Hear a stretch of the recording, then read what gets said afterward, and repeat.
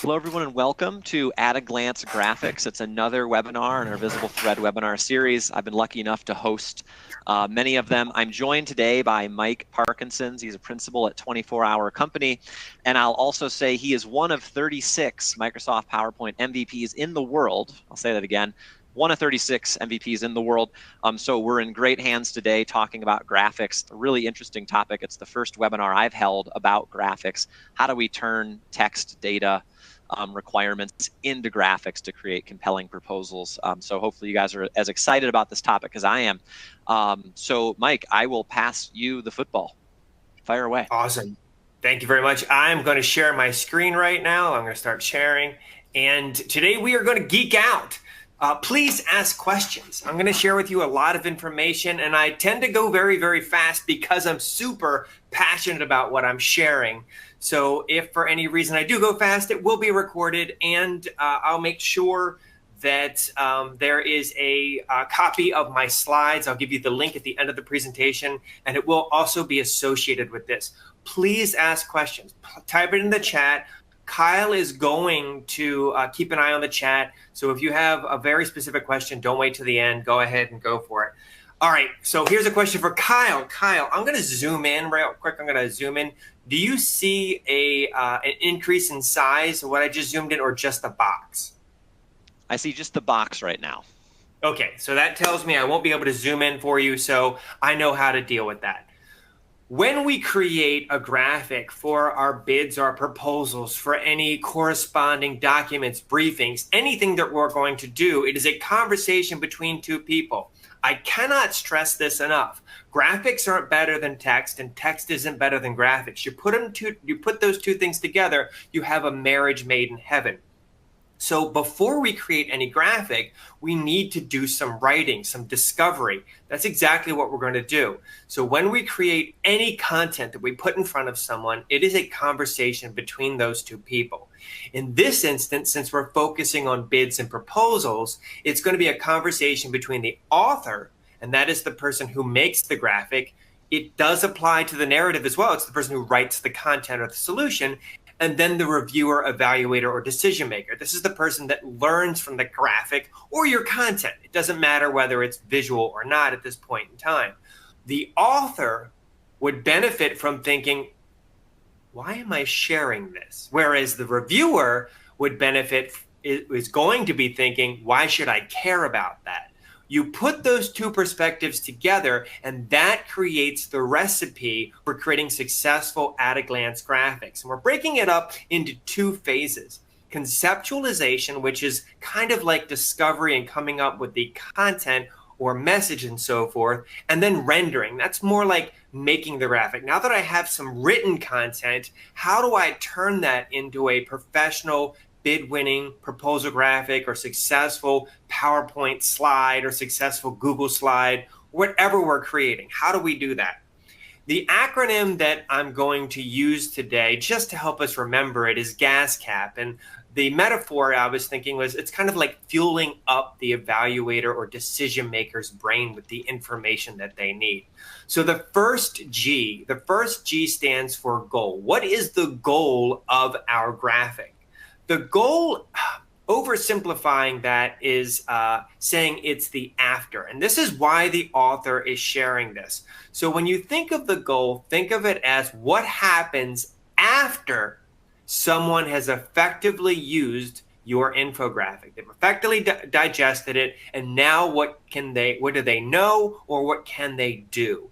An example would be that they know the schedule for deliverables, or they know how our process mitigates risk, or how identifying coding errors quickly, how we identify coding errors quickly, our solution at a very high level. Think executive summary, OV1, MOAG, think that. And for those of you that have no idea what I just said, it's kind of an overview graphic. Why our solution is more betterer, and how to save money and time maybe, or maybe our quality control process. So these would be good goals. So essentially, do they want to know how we mitigate risk or avoid risk? That tells me what my content needs to be about. So once we figure out what our goal is, The next thing that I'm going to do is I'm going to go to my next A, which is announce. So essentially, when I say announce, is I'm going to give the reviewer, the decision maker, the evaluator, a reason to care. So selfishly, I want you to know our risk mitigation process, or I want you to know an overview of our solution.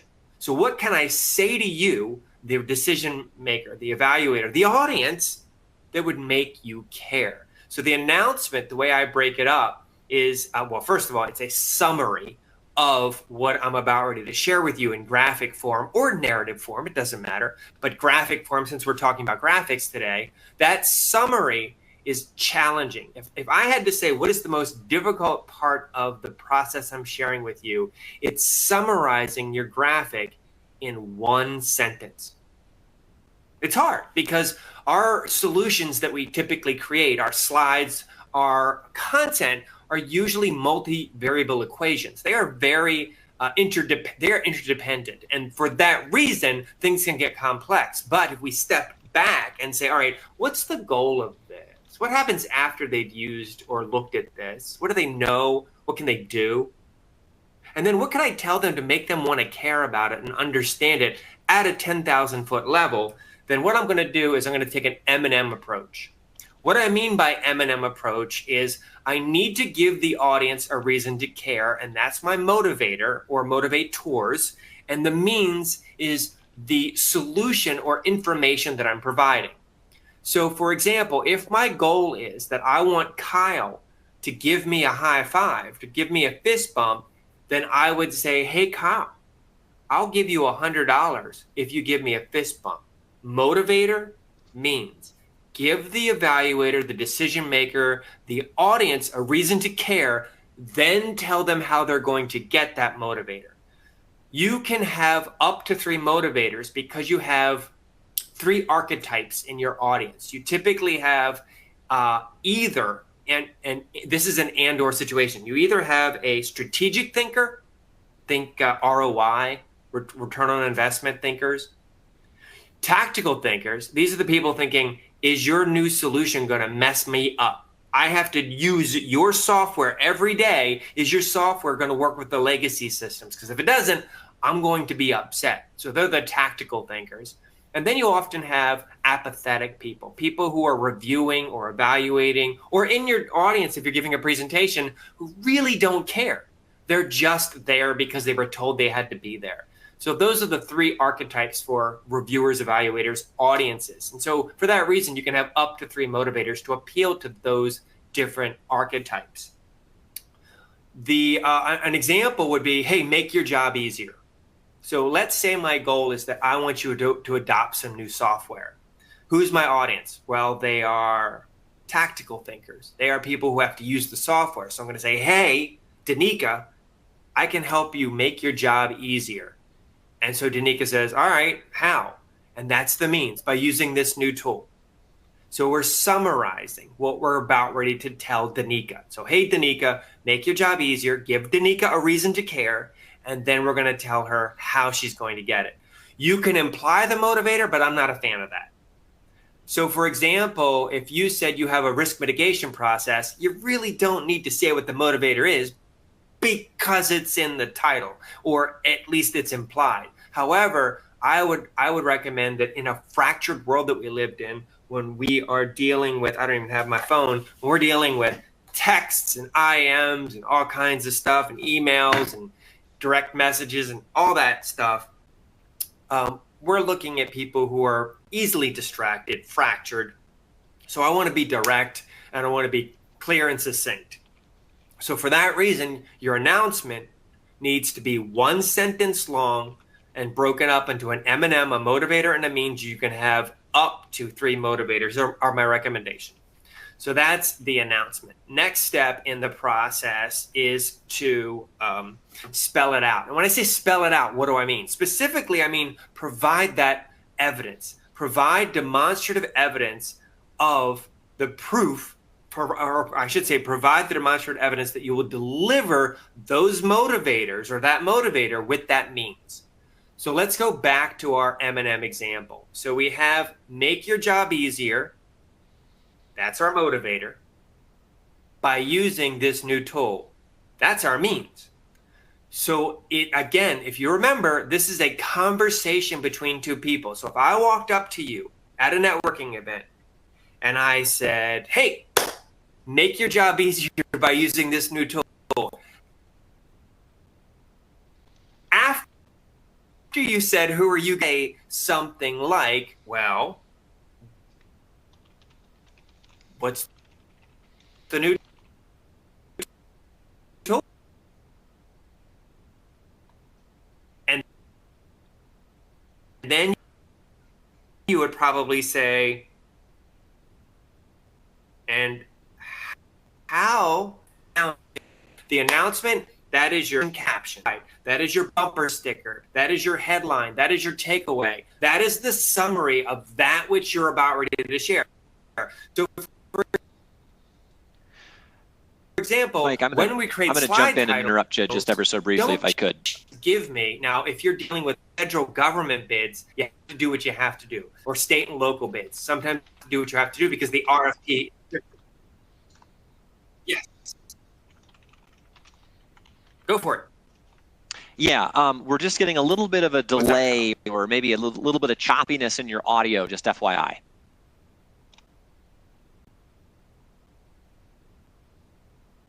Kyle? Yeah, I can hear you, Mike. How bad is it? Kyle, keep going, but we're just missing a few parts of your sentences. I heard you just fine just there. Okay. All right. So was it bad? Is there anything I should redo? Yeah, maybe just repeat this slide, and then right now you sound great. Okay, that's really weird. Yeah, good old IT gremlins. I swear, you want it to work, and then it doesn't work. And Kyle, interject again if it's wonky. What I'll do is I'll log out and log back in, and hopefully that resolves any hiccups that we're having. Okay? Sure. Sounds good. All right. Thank you. Sorry about that, folks. Thank you for letting me know. You got it. So the next step is to provide evidence that your means will give you what you promised in your motivator. Remember, it is a conversation between two people. So if I walked up to you at a networking event and I said, hey, make your job easier using this new tool, what would you ask me? Well, you would probably ask me, what is the new tool and how will it make my job easier? What I find is that when we set it up so that we have an M&M approach to our announcement, and by the way, the announcement is your headline, your takeaway, your action caption, your bumper sticker. It is going to be everything that summarizes what you say. And when we create slides, my recommendation is that we always give the audience a reason to care about the content on the slide. Don't just say, our organization structure. Give me a reason to care, and then I'm more likely to pay attention. Engagement is critical for understanding, recollection, and adoption. Kyle, how's the sound so far? Crystal clear. Oh, that's fantastic. Does it sound like I covered what I may have missed earlier? Do you feel like I was comprehensive enough? I think you were. Chat, if you disagree, shout, but I think that was a good kind of go back. Brilliant. Thank you so much, Kyle. You are amazeballs. Hey, you got it. So then we need to answer these questions succinctly and clearly. In an at-a-glance world, when someone asks me a direct question, I want to answer directly. So they ask me, what is the new tool? And I say, it's right here in your ribbon. It's already there. You click this button. Great. I follow you. You answered me. I asked you a very specific question. You gave me a very specific answer. Well, how does that make my job easier? Well, it automatically creates your reports when you click that button. Well, hot diggity dog. That is evidence that we are delivering on that promise of making Danika's job easier by using this new tool. So we provide that evidence. A lot of times, the negative feedback that we get on bids and proposals is that solution providers fail to make it easy to review. And number two is that they fail to give sufficient information on how we will execute. So there's a lot of flowery language about best of breed and about true partnership and about robust processes. What's the process? And how does it give me benefit? How does that attach? If we attach our solutions to motivators, value is given or delivered, and our perceived proficiency in solution development or providing that solution goes way up. It goes way up.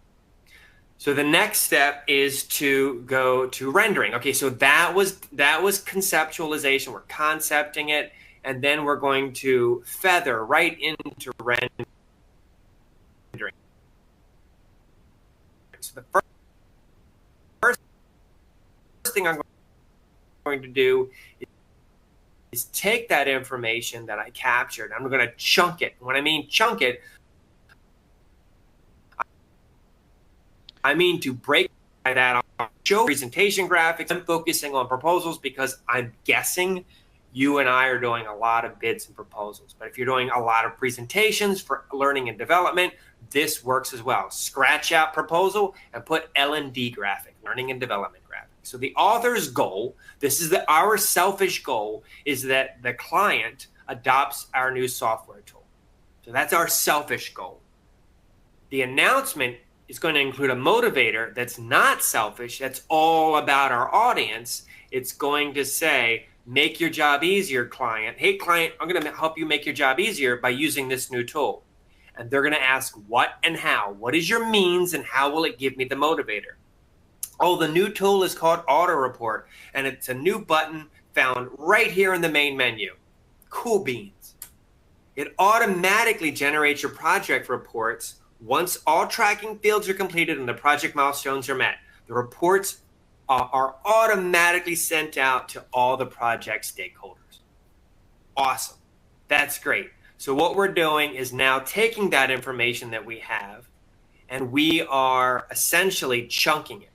These are the most important bits that I'm going to put in the guts of my graphic. Remember, the announcement is your action caption, your title, your headline, your takeaway, your bumper sticker. So that's always going to be on there. But what I've highlighted is what I believe, as the author of the graphic, are the most important parts, Hey, Mike, that need to go in my graphic itself. Mike, you're breaking up again. So I'm going to recommend. Yeah. So I'm just basically, yes. Yeah, you're breaking up on us again here, Mike. Here's what I'm going to recommend. If you could just drop out, jump back in, I think that might help. But we just missed a few kind of key moments there, I think. You got it. I'm going to drop out and come back in again. Everybody give me about 60 seconds, or I'm sorry, 120 seconds. I'm going to come back in again. Thank you, Kyle. Fingers crossed this works. You got it. Nobody move a muscle. I'll juggle here in real time. Just while Mike signs back in, thanks for your patience. Kind of the fun of virtual work sometimes, isn't it? Am encouraging the group, use that Q&A box, use that comment chat if you have anything that Mike wants to address. Jen, I see good question, good comment. I am going to have Mike address that here at kind of a natural pause point. Syracuse, New York in the house.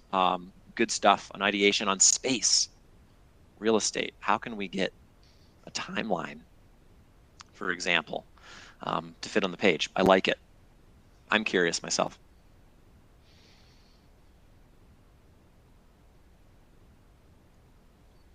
I was a liberal arts major, but no emphasis on the art. So, and then let's see. I know we are always having more events, more webinars as well. People to attend those. We're usually on about kind of a monthly cadence as well. So hopefully if you like this one, you can come back for more. And then I see Mike joining, so we're just about ready to kick things off again. Hello, Kyle. Hey, Mike. You want to give it a go again? Yep, you sound good right now. I was running out of things to say, so your timing's perfect. All right. So sorry, everybody. Technology is awesome when it works, and when it doesn't, well, this is what happens. Thank you for your patience and understanding. I'm going to back up to this slide. Does that seem fair, Kyle? Agreed. Yep. Brilliant. So when we're dovetailing or feathering right into rendering our graphic, we want to break up our text. What I mean by that is we are going to take the text that answers the what and how question, and we are going to highlight what we believe are the most important points. How am I sounding, Kyle? Yep, good so far. Good. Fingers crossed. Who knows? If it acts wonky again, just interject, and we'll go back. Thank you again, everybody, for being so patient. The next step is to assemble the information to tell a story. So the goal is that we take those chunks of information and we architect them so that there is a story that attaches our means to the motivator. So let me give you an example. We have our chunked text, what we had previously for this is my proposal graphic. And again, this works for presentation graphics or anything else. So what I'm going to do is I'm going to get rid of everything that isn't my chunked text. So this is what I believe is the most important content.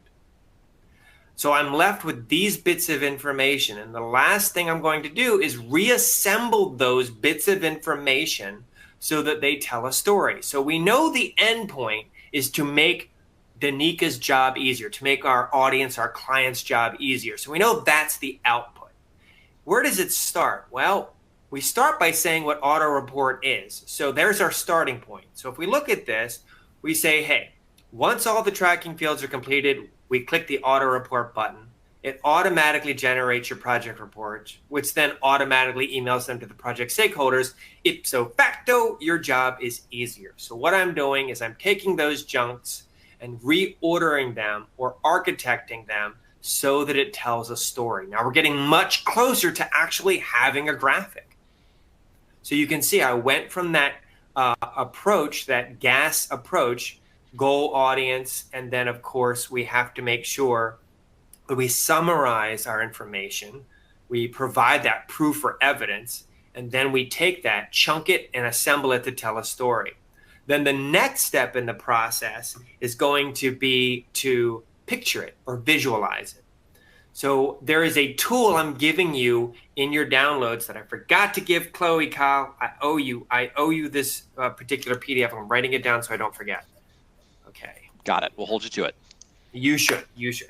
So what we're going to do is we're going to use this tool to pick a graphic type. So there are different ways to package our information so that it's spun in a way that supports or reinforces our messaging. So there are so many different graphic types. This is the tip of the iceberg. There are hundreds, if not thousands, of different graphic types. But what I've done over the years, the last 30 years I've been doing this, is I've put together a graphic cheat sheet. Now, this graphic cheat sheet allows you to choose the right graphic type for the right content. So at its core, we are going to be communicating things like, at its core, hierarchy, architecture or structure, process or flow, cause and effect. Once we decide what we're communicating, then we would pick that row. So for example, if we're showing relationships, we would pick that row. And that row is broken into 3 columns. First column is simple information. Second column is more complex information. And then the third column is quantitative information. And what quantitative means is amount, value, or time. If we're showing amount, value, or time, we might want to choose a quantitative graphic. So let's say you and I are working on a job and you say, hey, Mike, I need to show relationships. And I say, well, a Venn diagram would work. And you say, doesn't quite package the information or spin the information in a way that reinforces my messaging. So I say, okay, don't use that. And then they say, well, what about puzzle graphic? And you say, oh my goodness, I am so sick and tired of puzzle graphics. Don't do a puzzle graphic. And I say, all right, well, what about a funnel graphic? And you think, and you say, hey, Mike, I like it, but not quite it, not quite it. And I say, okay, what about a pipe graphic? And you say, what's a pipe graphic? Well, there's two ways you can find out. One way is if you go to, let me go here. One way is if you go to, there's a website on the PDF that reads, well, this isn't helping you. Let's try this $1 million. Would help if I had brought this up ahead of time, but I did not because I had to restart my my thing. So here you have a graphic cheat sheet, and here you're going to see hundreds of examples of these graphics. So this is one way you can do it. So if you say, hey, Mike, what is a pipe graphic? And I say, well, a pipe graphic is kind of looks like this. This is a pipe graphic. And I show it to you, and you say, oh, that's good, Mike, but do you have something else? And I say, I do. What about if we go with a spiral graphic? And you say, what's a spiral graphic? And I show it to you, and you say, hot diggity, that's what I want. Just, I don't want all the colors. And no worries, no worries. It's just an idea of what it might look like. So what we're doing, instead of wasting our time and spending a lot of energy creating a Venn diagram, and it's wrong. A puzzle, throw it away, delete it. Then we rendered a funnel graphic. Nope, that's not right either. Pipe graphic, nope, no bueno. And then finally we got to the spiral graphic. We see it before we make it, so we understand how we're about ready to package the information. My recommendation is that you mock it up first very quickly. So let's take that example that we had previously. Kyle, how's my sound been? Clear as a bell. Brilliant. So we have our graphic cheat sheet, and we're showing a process. So these are the graphic types we can use. So let's say, all right, you say, give me a graphic type. And I say, what about a road graphic? And you say, how would this work as a road graphic? So what I'm going to do is I'm going to draw it as poorly as possible, because we don't want aesthetic we don't want aesthetic bias coming into the mix now. All I want to find out, is this the right concept? Is this the right content? Is this the right announcement or message? If it is, then we're on the right track. I don't want pretty to become part of the equation. So we've got our road. So at the end, we know we're going to achieve this. So this is number 5. Make your job easier. That's the end result. Huzzah, we made it. This is step 4, 3, 2, and 1. So what I could do is put road signs up here, and this is step number 1, where we put the actual text in here, of course. 2, 3, and 4. And so now, Kyle, I got a question for you. How long did it take me to make that sketch right there? Oh, man. 8 seconds? Right. 10? How long does it typically take for someone to render a graphic? I would assume far longer. Yes. So this is the benefit of mocking it up and sketching it first. The goal is to make it look like you drew it with your foot, because it's not about pretty. The point is get your idea on a piece of paper. Is it going to work that way? If it is, then move to the point that I'm about ready to show you next. But essentially, we want to test it first. Make sure it works. Socialize it with people with veto power, then render it. Don't waste your time making the graphic, hoping that the aesthetics are good enough, because sometimes you can make the prettiest graphic in the world, but the content isn't good, and people get stuck on, but that's such a pretty graphic. Let's keep it because it's, nope, get it out of there. Or people say it's a great graphic, but they have an aesthetic bias that prevents them from buying into it. So perhaps it uses a color they hate, and they don't like the graphic simply because the color, and they cannot separate their aesthetic bias from objectively evaluating the content, the announcement, and the concept. And we want to separate those two at this point in time. Oh, by the way, my recommendation for rendering is designers are always going to do it better, faster, cheaper. That's what they do. It's like you do your job better, faster, cheaper than I would. So when you are looking for someone, make sure they're experienced. Of course, I have a horse in this race, 24-Hour Company is a company I own. Just know that whoever you work with, no matter who it is, make sure they're experienced. For example, an experienced designer will tell you what style you want to use in your proposal, in your presentation, in your bid, in your briefing. It doesn't matter. Here's an example. So back in the day, if someone could make a photorealistic, also called skeuomorphic graphic, people said, wow, you're the bee's knees. How'd you do that? It looks like reality. And then in around 2004, I think it was, might have been a little later, but 2004 came the advent of the smartphone. The iPhone, for example, changed everything. And then the user interface was much smaller than a computer screen or a printed page. So things that were overly embellished or very embellished, drop shadows, textures, gradients, became too muddy because 8 pixels by 8 pixels doesn't do a good job showing bevels and textures and gradients and highlights and shadows. It's too much. So we developed a relatively simple or flat style. And then in 2016, Google said, we love the flat, simple style. Man, it loads faster for user interfaces and things like that. But sometimes I need a little bit of skeuomorphism. So they created something called the material style. Why am I telling you that? Because if we have an older audience, they grew up with skeuomorphism being considered the best looking style. If I have a younger audience, they grew up with a more simple look and feel to be considered more innovative and modern. What happens if we have a mixed audience? So what I found is no matter how old people are, the material style appeals to the broadest possible audience. An experienced graphic designer will be able to tell you that and give you examples. So if I were to show, and this is a rule of thumb, it isn't always true.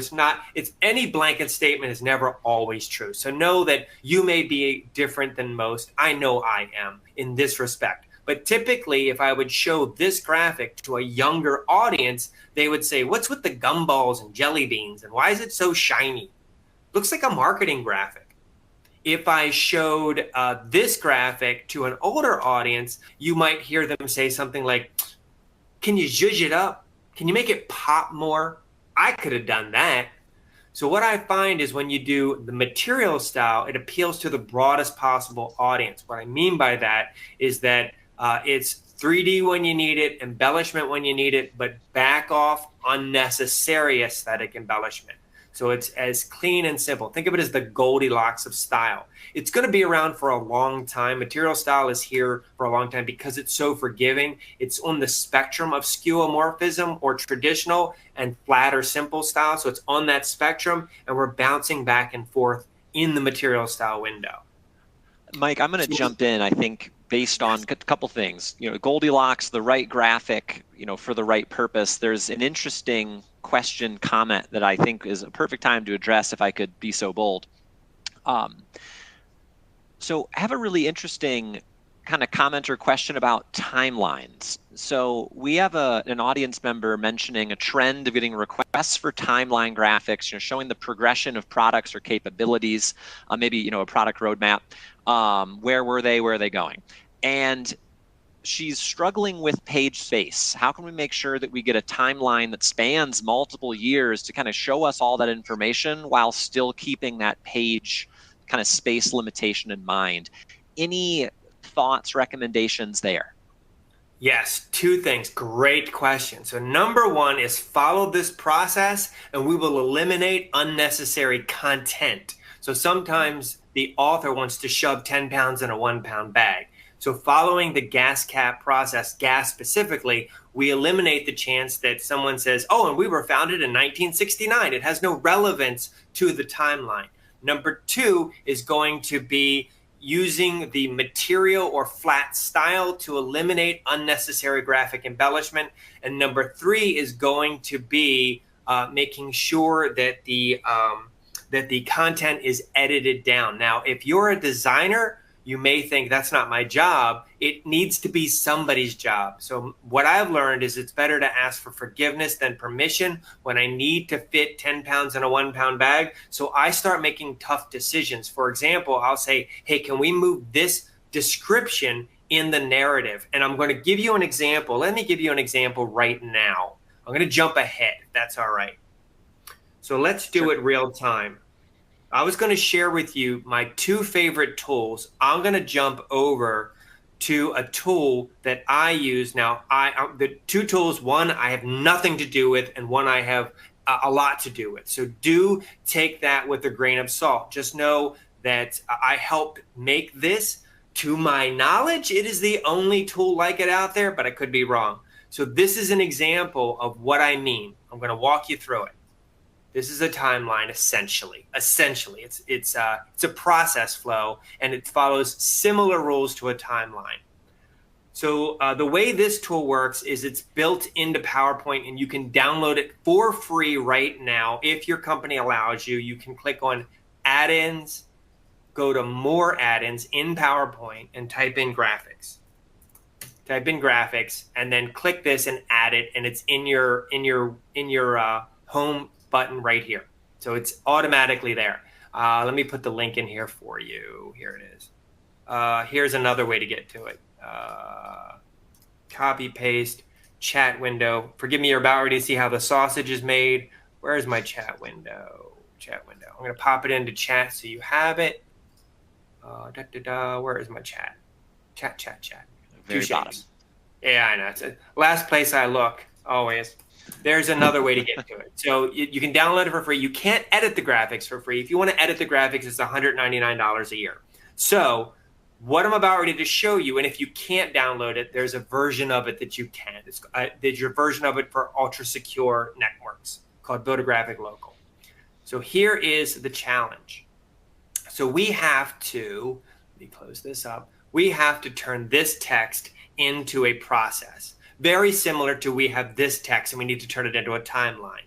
The first thing that I'm going to do is I'm going to chunk my text back to where we were. So I'll go to build a graphic and I'm going to select my text. I'm going to click chunk the text. You can click a button and chunk the text. You press it and it chunks it. Here's an example of where I make decisions. If I can, I make decisions. So I say, all right, right here, this is a lot of text. So assess, test for proficiency. Virtual quizzes determine proficiency levels. Can we say that in the oral presentation or can we put it in the narrative? The answer is yes. Then my recommendation is make a decision and delete the unnecessary, meaning that it doesn't need to be there in order to achieve the goal of the graphic. In your instance, you're talking about a timeline. So I'm going to edit the content down that doesn't need to be there. So then what I'm going to do is I'm going to move the pieces down, move it around so I can accommodate visual elements. I'm going to reformat it. So I'm going to center the text. I'm going to just click the text. I'm going to center it. And I have something that looks like this. Now what I'm going to do is I'm going to look for assess. So I'm going to go to build a graphic and type in assess. Make sure you spell assess properly, folks. So I hit assess and I'm looking for a graphic type that's going to work. And you decide. So I'm going to let's go with this graphic. I'm going to insert it. All of the graphics are in the material style, meaning that they're the Goldilocks, flat when you don't need it, 3D when you do. The graphics are also what's called vector-based. So that's another way to make the graphic, the timeline a little smaller because vector-based assets are going to reproduce pretty well, crisp. And when you shrink them down to tiny sizes, you can still kind of see what they are. So for example, Kyle, what's your favorite color? Yellow. Yellow. So I'm going to click here and I'm going to go to yellow and you can easily change the asset because it is vector-based. So you can change the style of it, the color of it, scale it up or down, and it still retains those clean, crisp edges. So I'm going to pop it in here. I'm going to flip it around because I want the icon or the image looking in toward where I want the audience looking. So I'm going to drop it in here and I'm going to repeat that for each one of these. So very similar to a timeline. So I'm going to repeat that for each one of these. Because I edited the text down, I followed that gas cap approach. And then if I want to, you can add that embellishment for your timeline or your process because you're in Adobe Illustrator or PowerPoint. All of these graphics can be copy and pasted into Adobe Illustrator because they're vector-based. You can add arrows in your favorite tool, Google Slides, it doesn't matter. And then you can modify the background, yada, yada. So you can make it your own. Hopefully that answered your question about how you deal with timelines with truncated space. This is the 3 ways I would do it, is to use that gas cap approach, edit the text down, and use that material style to avoid unnecessary weight to your graphic elements. Keep it as simple as possible. I think, what is it? Keep it simple, silly is the thing I've always heard. Hopefully that answers your questions. If it doesn't, in chat, just put it in there and Kyle will let me know. Yeah, really, really good stuff there, Mike. And then I think Dana, to your point, just, commenting in terms of common challenges, graphic content being too wordy. We're trying to put too much into the graphics. We don't want to leave things out, but then it gets too busy. I'm hoping and assuming there that Mike kind of answered that there. Shout if not. Really, really interesting. So kind of back over to you, Mike. Cool. Awesome. I did jump ahead a bit. What I'm going to do, because I jumped ahead, I'm going to close this out and jump into my next favorite tool. So this is still Build-A-Graphic, and independent of whether you download it and use it or get it, it doesn't matter. What the takeaway here is that I'm using a graphic asset library to speed development. I'm creating these assets. So when I need to make a road graphic, I have these pre-built assets that allow me to quickly, once I've followed the gas cap process, to quickly render these graphics. So I can click on it, and in Adobe Illustrator and Google Slides and PowerPoint, because it's vector-based, God bless vector-based, I can easily modify these graphics. So I can say, hey, I want to draw your attention to this graphic right here. Or let's say I want to say, hey, by the way, this is the section we're working on. So all of the graphics are going to be completely modular and editable.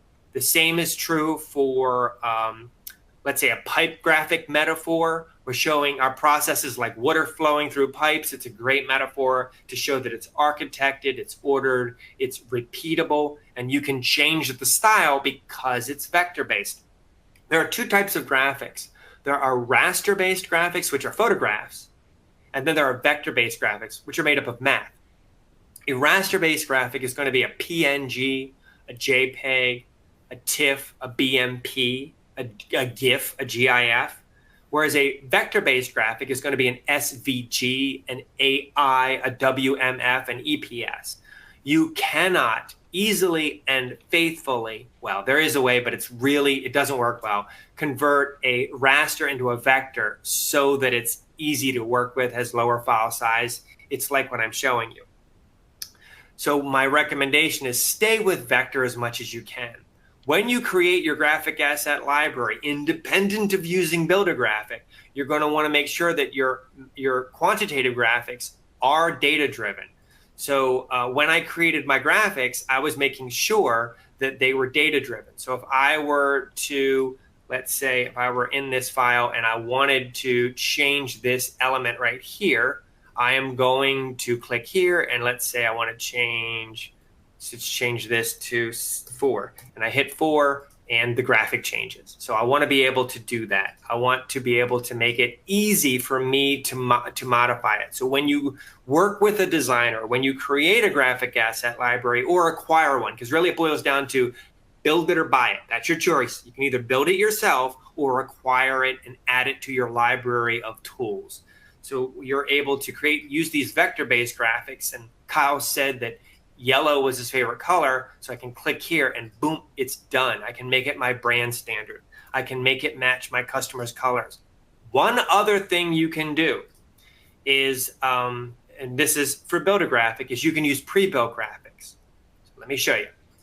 So I'm going to go to 7 steps. The same example I showed you earlier, I'm going to go to 7 steps, and this is about growth. So I'll say grow.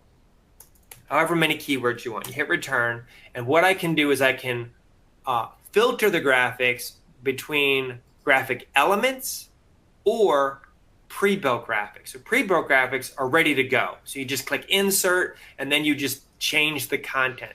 So this would be changed to step 1, assess, and then you would say whatever you want to say and format the text accordingly so that you have something that looks like this.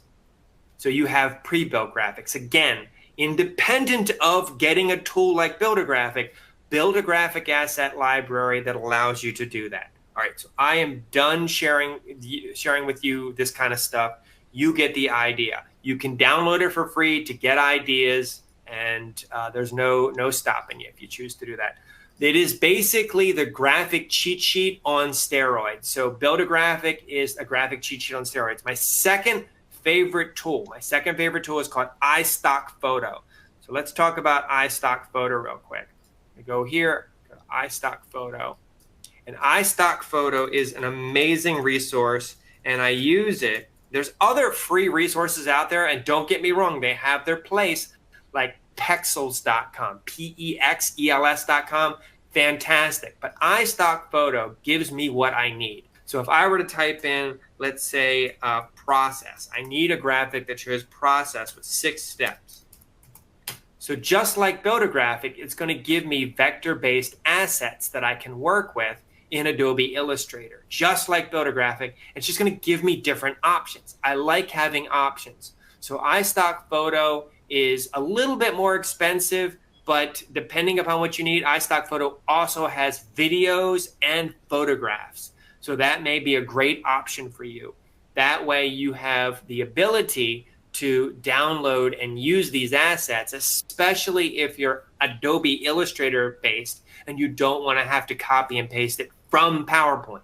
But if you're not, I would use something like build a graphic. If you are Adobe Illustrator based, I would consider using iStock Photo instead, or in addition to. The choice is really up to you, but they have a really good selection of graphic types that you can use. If for nothing else, don't buy a darn thing, use it for inspiration.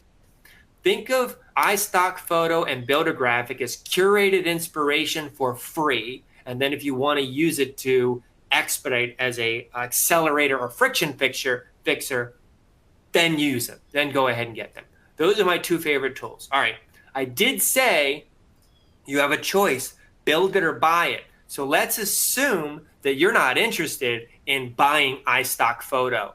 Well, you can build this stuff in PowerPoint or in Adobe Illustrator or in any tool. So let me show you what I mean. And I have the instructions in your download. So what I'm going to do is I'm going to make a gear graphic very, very quickly. And if you want to email me, I can show you my favorite instructions on how to build stuff from scratch. But all I'm doing is showing you how easy it can be when you know how to build these graphics. So I'm just going to go ahead and show you what I mean. So I'm going to build out very quickly a gear graphic. Select both of these. I'm going to choose merge shapes. I'm going to choose intersect. Then I'm going to go ahead and draw a circle. So I'm using basic shapes in PowerPoint or Illustrator or whatever your favorite graphics tool is to make these graphics. I'm selecting these. And again, email me if you want my instructions on how to build these things out. So what I'm doing is showing you the art of the possible. So you can cut a hole in it by simply dropping this in here, select this, and choose merge shapes, subtract. So now I was able to create a gear graphic in PowerPoint. So again, you can build it or you can buy it. You don't always have to. Here's the step-by-step on how you would build that funnel graphic. You don't always have to use a visual because sometimes you can use a technique called maxi type. So let's say this is our slide and we followed gas cap. What is the most important point on this slide? Let's magnify it and format it by simply making it larger and bolder. So adoption rates rise 96%. I recommend avoiding bullets because they're overused. So find another way to chunk your text and then bring out, maximize the most important point. That is a very effective way to follow this process, and it still meets all of those requirements. We already talked about all that. So let me show you examples of me using these techniques in a few examples, in a few slides. This is the before. So what I did was I replaced the icons and formatted it so that the icons are consistent. Consistency in your design is proof of maturity. Think about it when you go to McDonald's or any place that is a franchise, you hopefully have a consistent experience. That's proof that it's probably a mature company with repeatable processes. Or I could have swapped it out for something like this from your own graphic asset library, Build a Graphic or iStock Photo, or wherever you like to go for your graphics. Maybe you have an in-house designer. So this is the before, following our process. If we follow the process, we wind up with your role as a yes user is as easy as 1, 2, 3. Following the gas cap process, this is what happens. Here's another example. Following the gas cap process, first thing I'm going to do is I'm going to chunk the information in a different way. Edit that text down, by the way. If you can, edit it down. I'm going to bold the most important information up there. Again, this is called maxi type. It's just a technique to draw your attention to the most important information. If you want to, you can just drop some numbers in there. Cool. 1, 2, 3, 4, 5, 6. So it doesn't look like your typical slide. Or if you wanted to, you could drop some icons in there. PowerPoint and Google Slides, I believe, already have pre-built graphics or icons in them. So if you go to Insert, Icons, you're going to get some options in there, and they're pretty good. So they have filled versions and linear versions, just like Build a Graphic does, but they're free. I like free. So consider that. You can get those icons. Just make sure you don't use something that's overused. You don't want to see the same thing over and over again. Or you could picture it or visualize it using your graphic cheat sheet and have it rendered or have it from your library of graphics. So these are all examples of following that gas cap approach with the tools that I shared with you. All right. So that is picturing it or visualizing it. And if you look at this graphic right here, this is made up of basic shapes. So for example, this is a circle, and you see me, I'm using a circle.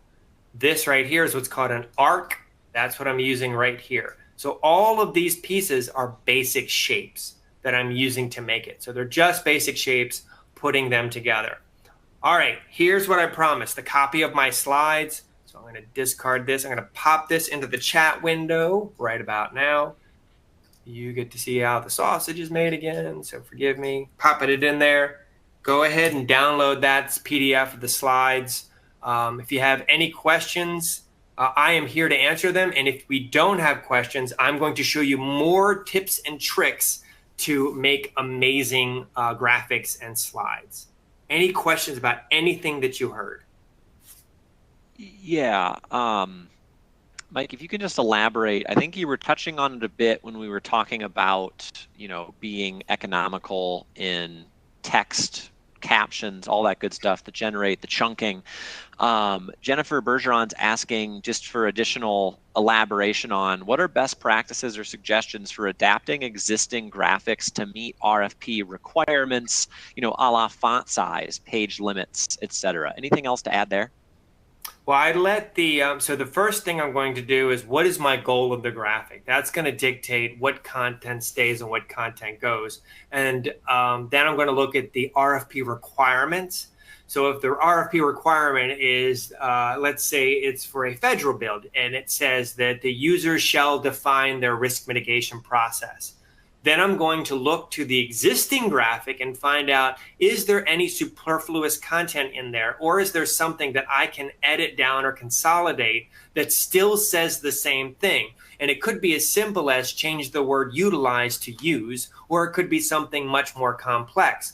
So one of the techniques I'll use is if it's short bursts of text, I'll run it through an AI engine to edit it down as long as it's not proprietary and the AI engine that I'm using is open AI or something like that.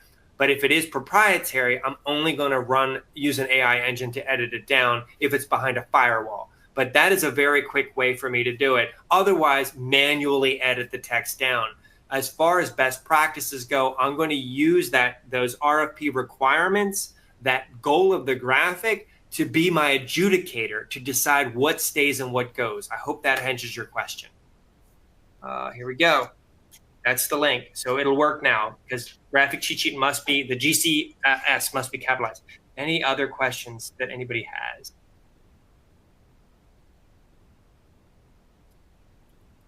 Okay.